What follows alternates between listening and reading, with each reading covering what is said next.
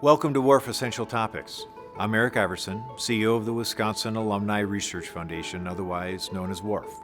In this video, titled How WARF Determines What to Patent, you'll hear from two of our colleagues, Senior Director of Intellectual Property and Licensing, Jeanine Burmania, and Senior Intellectual Property Manager, Justin Anderson. Their discussion will review the different types of patents that exist. They will share the requirements for patenting an idea and the factors the WARF team will consider when determining whether an invention is patentable. Jeanine and Justin will also describe how the WARF team may approach the licensing of an invention. Thanks for joining How WARF Determines What to Patent. Here are Jeanine Burmania and Justin Anderson.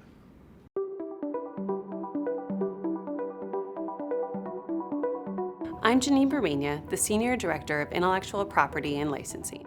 And I'm Justin Anderson, a Senior Intellectual Property Manager. And we're here today to talk to you about how WARF decides what to patent. WARF is the Technology Transfer Office for the University of Wisconsin-Madison, and we work to advance the transformative developments that happen on our campus. We protect innovations through patenting and other intellectual property and license them to companies who turn them into products. This returns additional dollars back to WARF, which we use to support research on campus and foster new innovation. Technology transfer is the process of moving academic research results out into the marketplace. We facilitate this at UW-Madison through patenting and other intellectual property licensing, but this also can happen through industrial-sponsored research, through faculty consulting agreements, as well as fee-for-service agreements. And now Justin's going to talk to us a little bit about the different types of intellectual property and how WARF evaluates them for patent protection. The four common types of intellectual property are patents, copyrights, trademarks, and trade secrets. I'm going to touch on each in a bit more detail later on.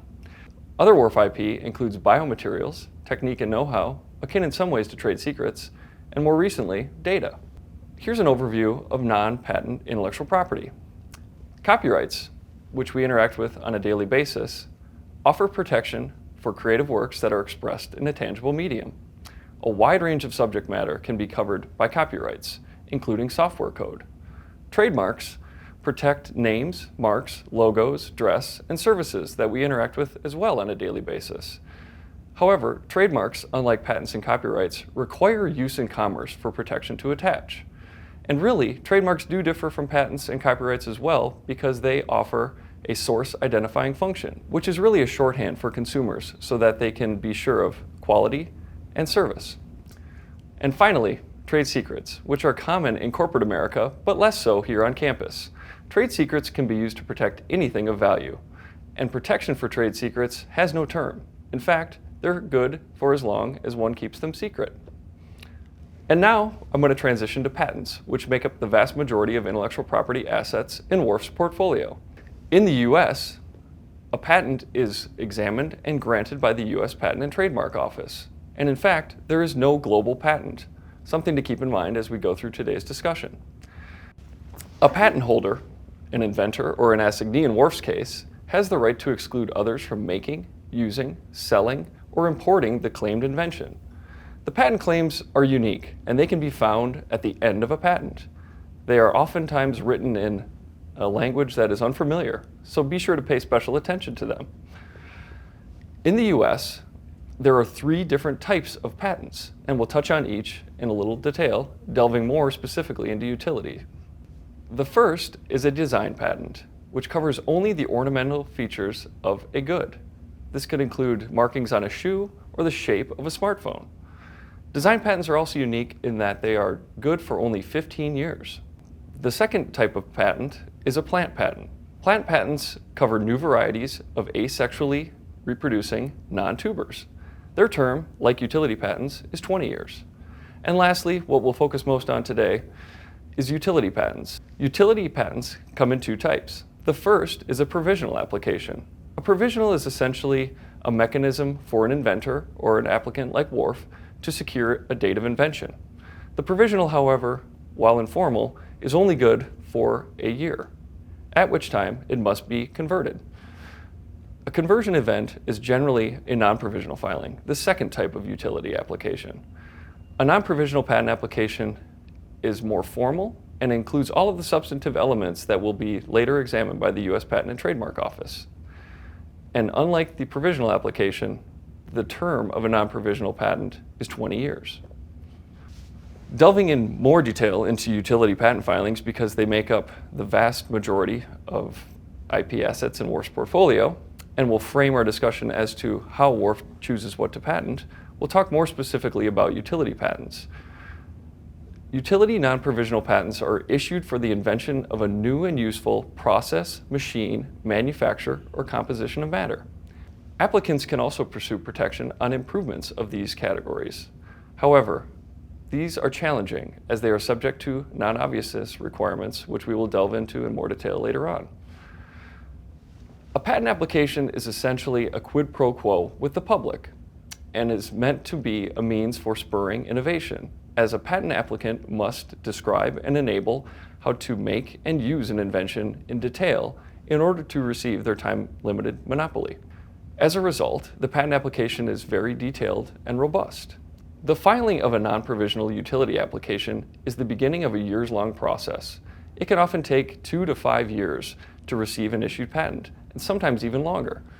In addition to being a very long process, pursuing patent protection is also very costly. On average, a utility non-provisional patent costs about $30,000. It's important to point out that WARF covers these expenses, along with the associated costs of managing and licensing your intellectual property. WARF hires and contracts very experienced and highly trained patent counsel. This is why this is such a costly process. But in patenting, like most things in life, you essentially get what you pay for. And lastly, 90% of patents issued by the USPTO are non-provisional utility patents. This very closely mirrors the makeup of WARF's IP portfolio, in that the vast majority of assets are non-provisional utility patents. Shifting a little bit now to the requirements for patenting, which are quite extensive, but can be summarized really here in 4 key bullets. If you want to know more information, you can delve into the United States Code to find out more.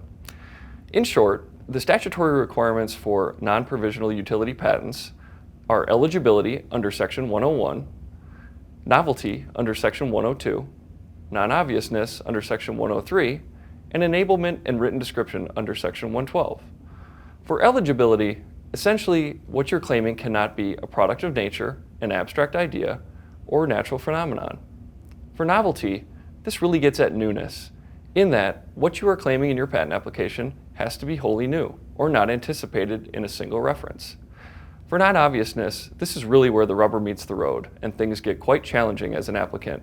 While seemingly straightforward, non-obviousness is often the highest hurdle for us as applicants to clear, in that patent examiners are allowed to combine references to make or assert that our patent is obvious. And finally, Section 112, enablement and written description. Here, an applicant is required to fully describe and enable their invention with specificity and detail such that the public can put the invention to use. And finally, a bit more on patent examination. Patent examination is carried out by patent examiners at the U.S. Patent and Trademark Office. Patent examiners are scientists hired and trained by the USPTO. It is their job to review your patent application, identify relevant prior art, and make a determination as to the inventiveness of your application. If they deem it to be allowable, eventually your patent will issue. Transitioning now to the disclosure process, my colleague Victoria Sutton will talk a bit more about our form, but here I want to touch on WARF's process at a high level, as this really gets to WARF's determination on what to patent. On average, WARF receives over 400 invention disclosures each year. The disclosure process is intended to be relatively low friction for applicants. However, there are a few key pieces of information that we'd like to receive before meeting with you to discuss in detail. The first step in disclosing is describing your innovation, doing so in enough detail such that we can understand how your technology may fit in to a product or existing marketplace. The second part is to identify its advantages and its potential applications, oftentimes framing it around existing innovations and how it might be better or different. In addition, when submitting, you should name the contributors that have been part of the innovation or project. This will help give us a sense as to who may be an inventor or author, and can also have downstream ramifications on who may be an owner or have rights in the innovation.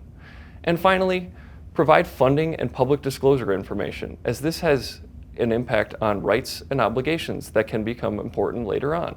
Once we receive your innovation disclosure, we will schedule a meeting with WARF staff. At this meeting, we will discuss the innovation in greater detail. It will also give us a chance to ask you more specific questions about the technology and for you to ask us questions about WARF's process. And finally, at this meeting, we can discuss next steps and what can be expected if WARF accepts your technology for patenting. Now we'll discuss how WARF assesses university innovations. WARF convenes a monthly Innovation Disclosure Decision Committee meeting. The committee consists of members from our IP, licensing, legal, ventures, and accelerator teams. The WARF committee considers a variety of factors in its decision. Of course, if we're considering an innovation for patenting, the statutory requirements are top of mind for all of us. However, there are many other considerations that we take into account as well. These break into two broad buckets, IP and licensing. I'll touch on each in a bit more detail before handing off to Jeanine to talk more about licensing considerations more specifically. For the IP considerations, our committee is considering what type of IP protection might attach to this innovation or might be best suited to protect it. As noted, most of our innovations are well suited for patenting. However, some do fit into copyrights, trademarks, or even know-how. In addition, if we're considering patenting, we'll want to understand the potential claim breadth and the strength of the patent protection. We'll also want to consider public disclosure, both past and planned. Public disclosure has an impact on our patent rights. In the US, we are afforded a 1-year grace period. However, other countries may have shorter grace periods or no grace periods at all, so this could inform our filing strategy. Finally, we'll consider the stage of development for your innovation. Some technologies require vast amounts of work before they are ready for patenting and translation into the market. Others can be filed with prophetic examples. This can also inform WARF's decision. Lastly, I'll touch a bit on licensing before delving more specifically into IP considerations. The licensing considerations at a high level are the applications of the technology, our likelihood for identifying a commercial partner, and the likely return from licensing. Here are some additional IP considerations, generally viewed through the lens of patenting. First, does the innovation meet the current legal requirements for patenting in the US and abroad? As noted, there's no global patent, so we'll need to take into account each country's rules and laws around what is patent eligible. If the innovation is eligible, what is the likely patent claim breadth now versus in the future? Again, patent law is dynamic and this can change. Further, would the claims that we receive or are allowed, would they be enforceable? Enforceability really gets to detection. Could we detect whether or not someone is using or practicing the claimed invention? If yes, this can be a reason for why we would accept the technology. If no, it can sometimes be difficult to present a value to a potential licensee. In addition, has or will there be an enabling public disclosure of the invention? If yes, this could inform our timing of filing or whether or not we are able to file a patent application in a specific country. What funding or materials were used in support of the invention? Funding and materials can create obligations and limitations on further commercialization and licensing. And who are the inventors? Are they students in your laboratory or collaborators at another university? If the latter, this can create joint ownership issues. And that sums it up for the IP considerations WARF takes into account when making decisions on what to patent. I'll now pass it over to my colleague Jeanine, who's going to talk to us a bit more about licensing. When considering a new innovation from a licensing perspective, we're thinking about what the licensing opportunity is and the chance for licensing. And that makes us think about who are companies that are currently selling products in the market or doing research in a similar space. We also think about whether or not these companies have any experience licensing technologies from a university or collaborating with academic researchers in the past. We also consider the timeline for licensing. This can be impacted by a number of factors, which can include the current stage of the market, whether or not it's an emerging or growing or mature market, as well as the stage of the development of the technology. Has the technology had a prototype created? Has data already been collected and testing being done with the innovation? Because the stage of the technology is important to whether or not it's ready to get into the hands of the company. We also think about what the potential licensing return for an innovation could be. When we're licensing a technology to a company, there's financial consideration that comes back to us, often in the form of royalties on product sales, upfront fees, or annual use fees. And as Justin mentioned, a patent application and getting an issued patent can be an expensive process. So we need to think about, is there enough financial return to weigh across the risk of finding a company to license the technology to balance off the costs that we incur in patenting inventions to make sure that we're good financial stewards with our resources. Some other considerations that we think about in addition to the patenting and licensing opportunity are, would filing a patent have an impact on campus or the research community in some way? We also think about whether or not the technology is important to the Wisconsin economy, and if we can support that through patenting the invention, licensing it to a Wisconsin company, or licensing it to a company who makes products that are important to Wisconsin. This is often a factor when we're thinking about agricultural or food technologies, medical imaging or manufacturing technologies, as those are large industries in our state. We also like to know if the technology is a one-off for the lab or potentially a new foundational research area, which might bring additional disclosures in from the lab going forward. So after we take all of these things into consideration around what type of patent or intellectual property protection that we should pursue, as well as we think there's a licensing opportunity for the technology, we accept the technology into the WARF portfolio and we begin trying to find a licensing partner for it. This sometimes includes additional market analysis, putting together marketing packages and reaching out to companies and that either we or the inventors have identified. And if we're successful in finding a company who wants to license the technology, we begin entering into license negotiations where we put obligations in place that require the company to develop the technology as well as pay us financial consideration for their use of the intellectual property. The financial consideration can have a number of factors at play, including the scope of the license, the exclusivity of the license, the market for the particular product that would be created using the innovation, as well as the key benefits and features of the technology. But that made licensing sound a little too easy. It often takes a number of years and many conversations to find companies who are interested in licensing our technologies. And along the way, we may enter into additional agreements to support the technology transfer process.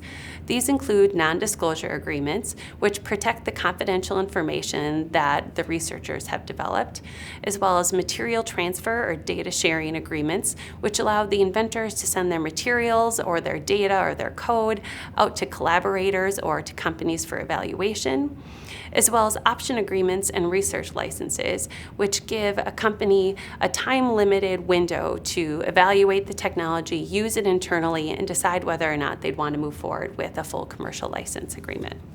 We hope we provided some insight into WARF's process for protecting intellectual property and looking for commercial licensing partners. If you have any additional questions, please feel free to reach out to either of us, as our contact information is here, or find additional resources on our website, warf.org.